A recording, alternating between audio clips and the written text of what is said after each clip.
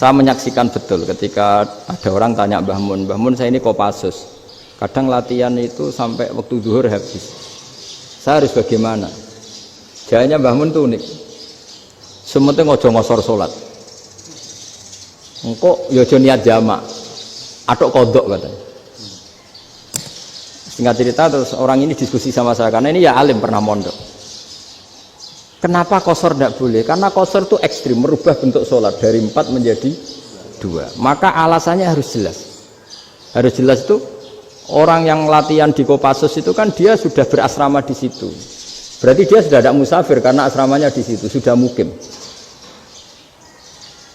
Kalau dia qasar itu merubah bentuk sholat dari 4 menjadi 2. Merubah itu ekstrim. Tapi kalau dia qadha itu hanya mengakhirkan sholat dari waktunya. Kira-kira kalau kamu jadi malaikat ekstrim mana? Merubah sama menunda?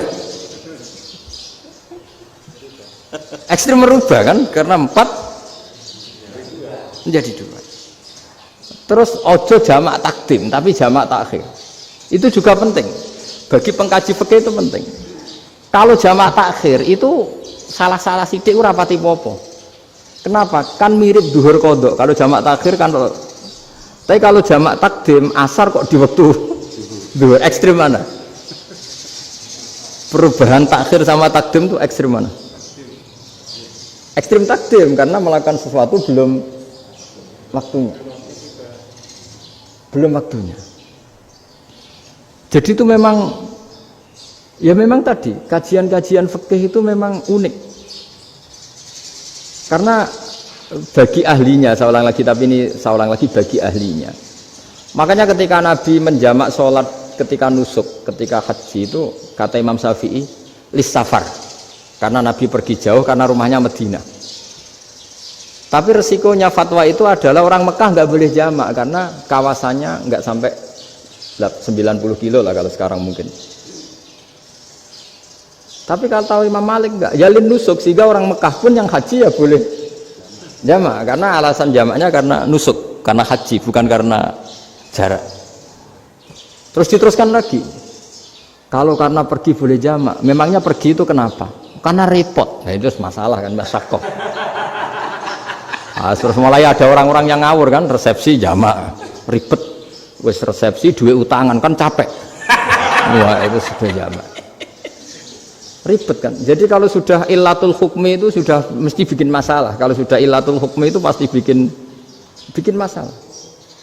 Nah, pertanyaannya jamak itu masih gampang karena bentuknya sholat masih 4. Yang ekstrim kalau qasar karena bentuk sholat 4 menjadi 2. Maka kata Mbah Mun pesennya nak kue ra mesti bener jika alasan itu tidak mesti benarnya.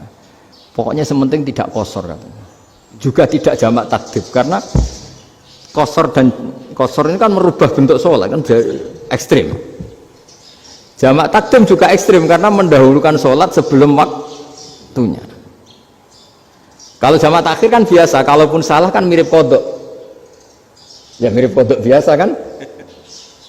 Nah ini saya cerita, jadi fikih itu bagi ahlinya itu memang punya konsekuensi yang seperti itu. Makanya pertanyaannya misalnya bagaimana hukumnya penyembelihan lewat mesin? Ya, ribet kan? Bagaimana nyembelih dari apa ini? Belakang. Saya baca di kitab-kitab nyembelih dari belakang itu ya hukumnya tetap boleh asal apa itu hulkum dan mari itu terpotong. Tapi pertanyaannya, jangan-jangan ayamnya sudah kaget dulu karena uratnya ini. Makanya perlu ditanya ahli medis, setelah uratnya tercabut ini jangan-jangan sudah berstatus mati. Kan potensi ketika dipotong dari sini, potensi sudah berstatus mati. Makanya, nah kalau misalnya menyembelih dengan dibacok, gitu langsung mati gimana? Itu tetap ada dokhtoh, kalau dalam bahasa fikih dokhtoh. Dia terkaget, begitu, ada dokhtoh karena nggak bisa bernafas terus mati. Berarti kelangsungannya bangkai. Jadi orang yang pengkaji fikih itu ya seperti itu, memang itu yang ditekuni. Tapi kita sebagai orang awam ya tadi Nak sing kecelakaan iku wedhus ta ayam jago ngeman, tapi nak pitik cilik ikhlas.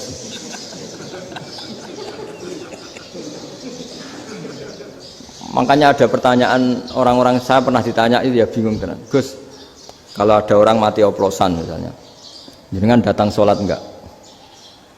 Ya datang sholat kan, dia orang mukmin, saya tetap sholat. Kenapa? Ya kan matinya oplosan. Tapi andaikan tokoh yang mati, kamu sholat enggak? Ya sholat, kan dia tokoh. Jadi